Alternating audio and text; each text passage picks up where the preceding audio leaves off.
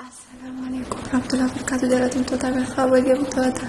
Ordof tota kaya akam jirtan nagia fayya qabdani. Qabbalayyan kaya arale mal wana di dibate hona jechu kasalno lag wani nan dibate khana.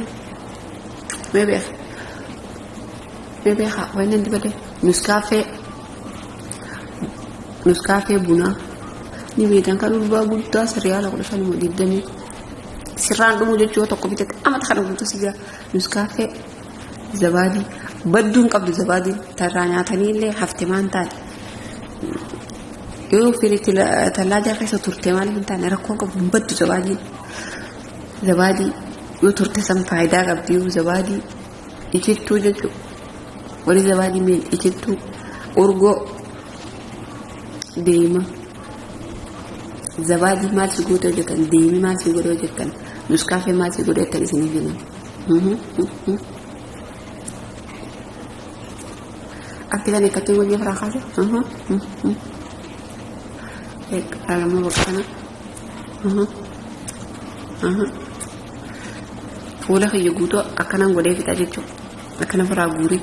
Aku fara akana takakasir tebuda bishan kabbana wane dikad. O wane dikad dura garu bishan o wane dikad jadi bada. Sambuda bishan kabbana wane dikad. Dura garu bishan o wane dikad jadi fula kayo o kabu wan tarti diba wan tesana kasma senti jecho.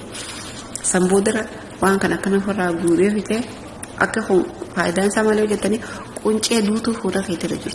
Dutu kunce asani akana gulun sangkas jecho me yamaran goda tini wantana billah alaikum goda yo fula kaisan arratti lallafi nisa akato ko silikate sininarki ani sejib duda komenti jalan nakko tu godi ni sejib dana jin Nescafe ni ruwaci bakin jirin juru zabadi manan jirin jirtu demi bakan jirin juru asli le to bado godi tini komenti jalan to ne tete san kijiwa nanji namni ruza qoratan komenti godatini kijiba nanja fula kaisan na ima kan kasililikate isa kasililikate sambude katte sabuna krem dibata amma ani wa kan firadiketin fula ki ege dikme buda isingar sisa jitu sani ho akka kijiba fi akka soba fayyada milali kijiba nanji